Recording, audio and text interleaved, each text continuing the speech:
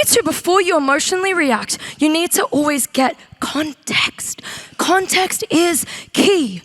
This is very timely for our culture right now, because we live in a time where people emotionally react before even asking for the full story, before getting the facts, before looking at the full story, before getting someone else's point of view. We emotionally react. If you're on social media yesterday and you saw that Trump tweet, that's what the story of yesterday was.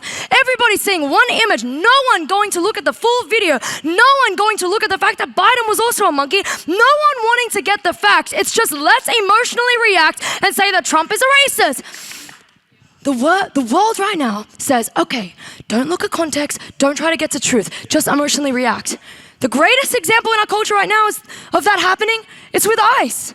When it comes to ICE in America, you are in a propaganda war. I don't know if you've been on social media over the last few weeks, you would have been seeing so many images of all these ICE agents, these law enforcement officers doing all these brutal, repulsive things to all these innocent people. And I want to tell you, just to sharpen, not just this issue, but to sharpen your mind, you're in a propaganda war. This is BLM 2.0, where people are trying to manipulate you with false media, and the body of Christ needs to wake up and get some discernment. You saw Billie Eilish at the Grammys this week. No one is illegal on stolen land. That's what you call an internal contradiction. That doesn't even make sense itself. It's either stolen or no one's illegal. If it's no one's illegal, land can't be stolen. Doesn't make sense, Billie Eilish, I'm afraid. If no one's illegal, are you telling me that the colonizers weren't bad too? Because I'm pretty sure you don't celebrate them. By that logic, the only people you can't criticize is Adam and Eve, because they were the first ones here on the land. Everybody else took the land and it was so fine, because no one's illegal. I'm just still waiting for Billie Eilish to give her 7,000 mansion back to the Tongva tribe. Did you guys see that? The Tongva people, they're like, all right, Billie Eilish, no one's illegal. I'm gonna waltz right into your house. I'm gonna give me your house back. You're on stolen land too. But these people, it's class A virtual signaling. It is virtue signaling. They're not actually gonna do anything. They're not actually gonna give their house back to the Tongva tribe. You know what they're gonna do? They're gonna criticize law enforcement. They're gonna try to get you to hate what God has established, and that is government, law, and order. They're gonna try to turn you against law enforcement, meanwhile living in their gated communities and relying on that law enforcement to protect themselves. They went to the Grammys, which is surrounded by security guards, and it's an exclusive event where not everyone's allowed in, but then they stand up and say, no one's illegal. It's a propaganda war.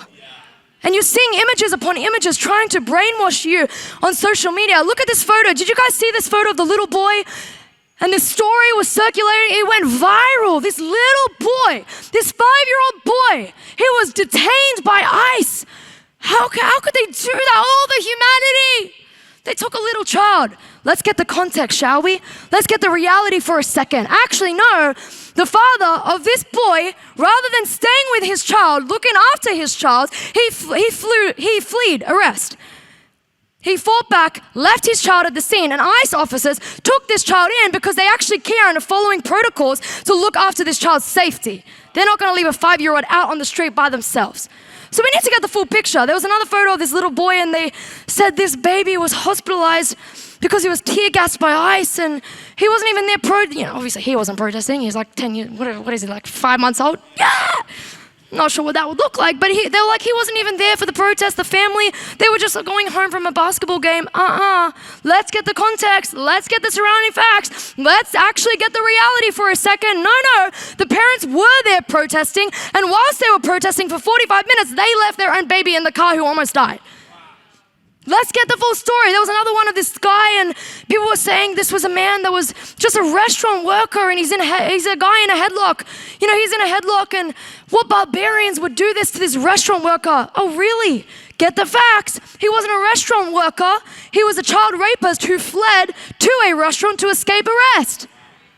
They're trying to paint this picture. Oh, these barbarians. No. Do you know what they're trying to do? They're trying to protect the people from rapists, child traffickers, drug traffickers. Stop twisting the story for your agenda. We're not that stupid as the body of Christ. No, we have discernment. We are slow to speak, and we get the facts before we emotionally react. Why? Because we're not just innocent as doves. We are shrewd as snakes. Don't be that gullible, innocent as a dove and lack shrewdness. No, we don't emotionally react before we get the facts, before we get the context. Why? Because Proverbs tells us the first in court always sounds right. The first person to testify always sounds right. Until when? Until the cross-examination begins. The first person to give a story, the first time you see an image, it's always going to sound right. But the Bible in its wisdom said until the cross-examination begins, until you hear the other side, until you hear the other perspective. So the body of Christ, we lack discernment in this time. It's time to sharpen up, to wise up, to get some discernment, and to realize we don't just react emotionally. We need wisdom. We need wisdom. We should be unlike the world in this way.